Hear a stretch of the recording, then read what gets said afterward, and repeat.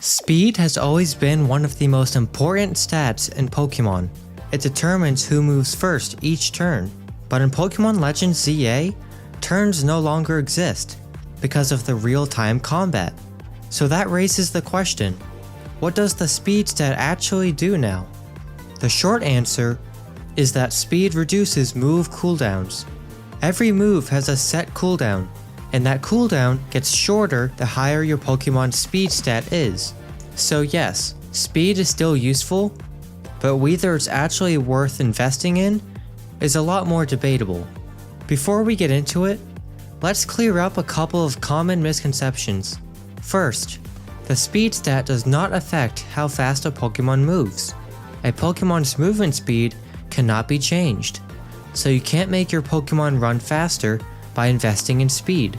Second, speed also does not change a move's casting or wind-up time.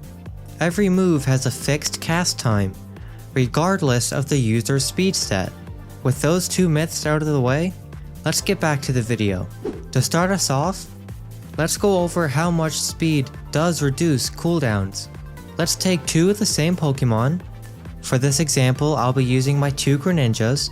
My regular Greninja, which is level 37, with a speed stat of 95, and my shiny one, which is level 100, with a speed stat of 280. I'll have both of them use the same moves to compare the difference in cooldown reduction. We'll start with the move Dark Pulse, which has a base cooldown of 8 seconds. My regular Greninja drops the cooldown to around 6 seconds, while my shiny Greninja dropped the cooldown to 3 seconds. That's over a 60% decrease. But let's try some other moves to see if it's consistent.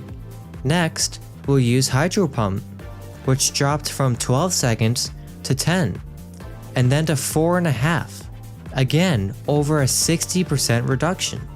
And finally, I'll have both of them use Protect, a 15-second move, which went down to 12.5 and then to 7.5, cutting the cooldown in half. As you can see, the amount of cooldown reduction varies from move to move, which is likely just a balancing decision. These cooldown reductions are pretty good though, but are they better than investing in HP or defense? Generally, the answer is no, whether you're just playing the single player or the online ranked battles. Most of the time, you're just going to be knocking out Pokemon in 1 or 2 hits anyways.